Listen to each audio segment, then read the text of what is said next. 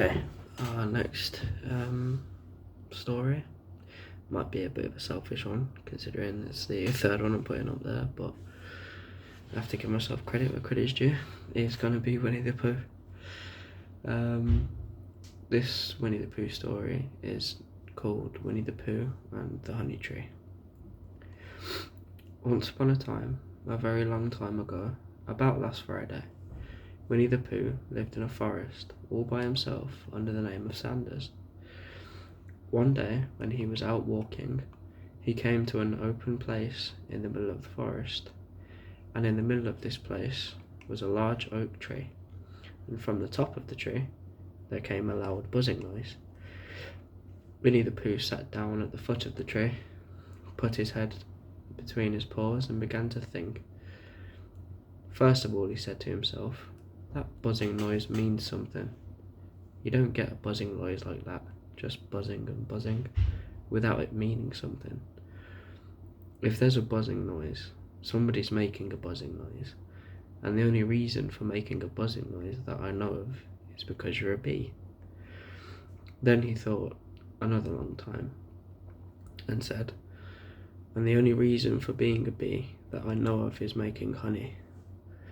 And then he got up and said, "The only reason for making honey is so that I can eat it." So he began to climb that tree. He climbed and he climbed and he climbed, and as he climbed, he sang a little song to himself. It went like this: "Isn't it funny how a bear likes honey? Buzz, buzz, buzz. I wonder why he does." Then he climbed a little further, and a little further, and then just a little further. By that time, he had thought of another song. It's a very funny thought that if bears were bees, they'd build their nests at the bottom of trees. And that being so, if bears were bees, we shouldn't have to climb all of these stairs. He was getting rather tired by this time, so that is why he sang a complaining song. He was nearly there now, and if he just stood on that branch, crack. "Oh, help," said Pooh, as he dropped 10 feet on the branch below him. "If only I hadn't," he said, as he bounced 20 feet onto the next branch. "You see what I meant to do," he explained, as he turned head over heels and crashed onto another branch 30 feet below. "What I meant to do, of course, it was rather," he admitted, as he slithered very quickly through the next 6 branches. "It all comes, I suppose," he decides, as he says goodbye to the last branch, spun round 3 times, and flew gracefully into a gorse bush. "It all comes of liking honey so much. Oh, help." He crawled out of the gorse bush, brushed the prickles from his nose, and began to think again.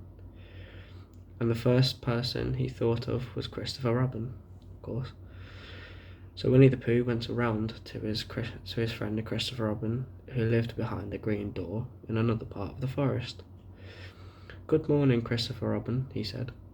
"Good morning, Winnie the Pooh," said you. "I wonder if you've got such a thing as a balloon about you." "A balloon?" "Yes, I just said to myself coming along, I wonder if Christopher Robin has such a thing as a balloon about him. I just said it to myself, thinking of balloons and wondering." "What do you want a balloon for?" you said. Winnie the Pooh looked around to see that nobody was listening, put his paw to his mouth, and said in a deep whisper, "Honey." "But you don't get honey with balloons." "I do," said Pooh. "Well, it just happened that you had been to a party that day before at the house of your friend Piglet, and you had balloons at that party. You had had a big green balloon, and one of Rabbit's relatives had a big blue balloon and had left it behind. Being really too young to go to a party at all,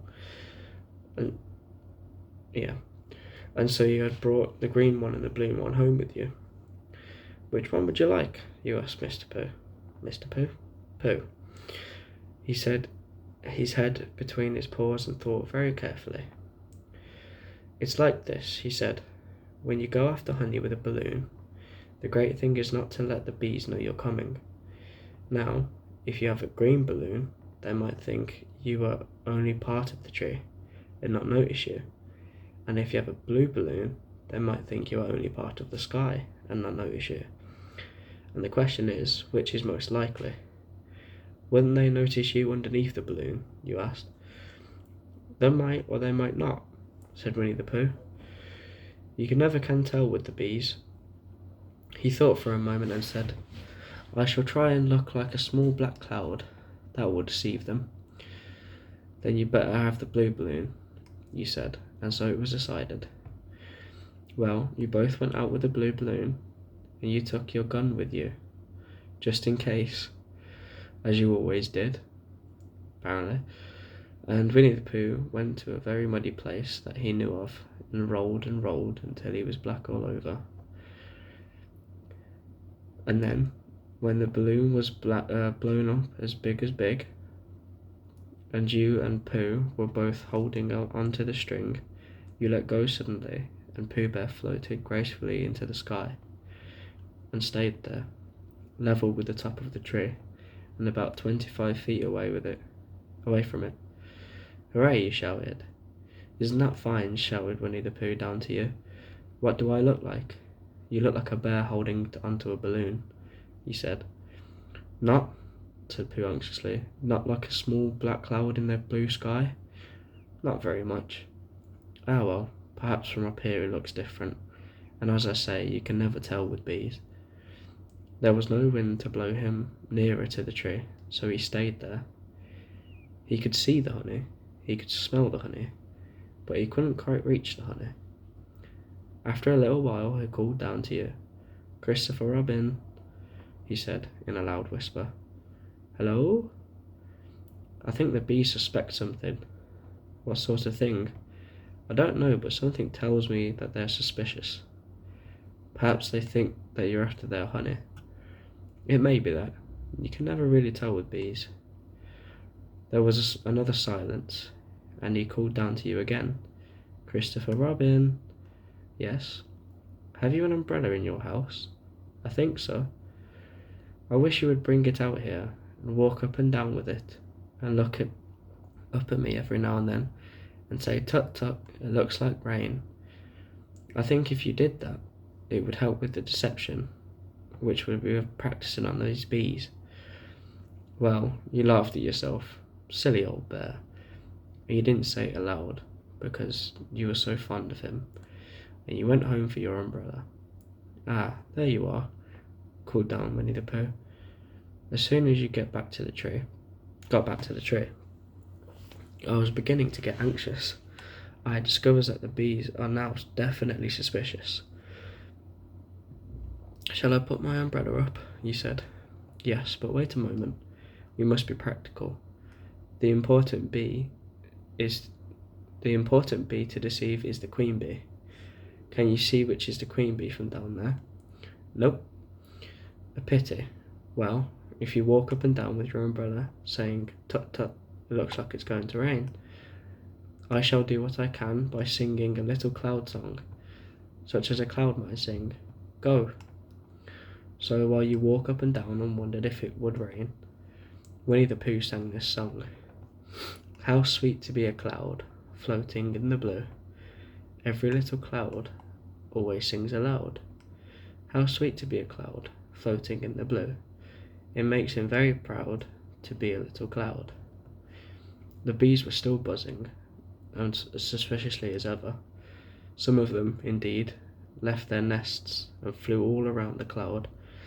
As it began the second verse of the song, one bee sat down on the nose of the cloud for a moment and then got up. "Christopher, Robin," called out the cloud. "Yes? I have just been thinking, and I have come to a very important decision. These are the wrong kind of bees." "Are they?" "Quite the wrong sort, so I should think they would make the worst sort of honey, shouldn't you?" "Would they?" "Yes, so I think I shall come down." "How?" asked you. Winnie the Pooh hadn't thought about this. If he had let go of the string, he would fall, bump, and he didn't like the idea of that. So he thought for a long time, and then he said, "Christopher Robin, you must shoot the balloon with your gun. Have you got your gun?" "Of course I have," he said. "But if I do that, it will spoil the balloon," he said. "But if you don't," said Pooh, "I shall have to let go, and that would spoil me." When he put it like this, you saw how it was, and you aimed very carefully the balloon and fired. "Ow!" said Pooh. "Did I miss?" "You didn't exactly miss," said Pooh, "but you missed the balloon." "I'm so sorry," he said, and fired again. And this time you hit the balloon, and the air came out slowly, letting Winnie the Pooh float down to the ground. But his arms were so stiff from holding the string of balloon all that time that they stayed up straight in the air for more than a week. And whenever a fly came and settled on his nose, he had to blow it off.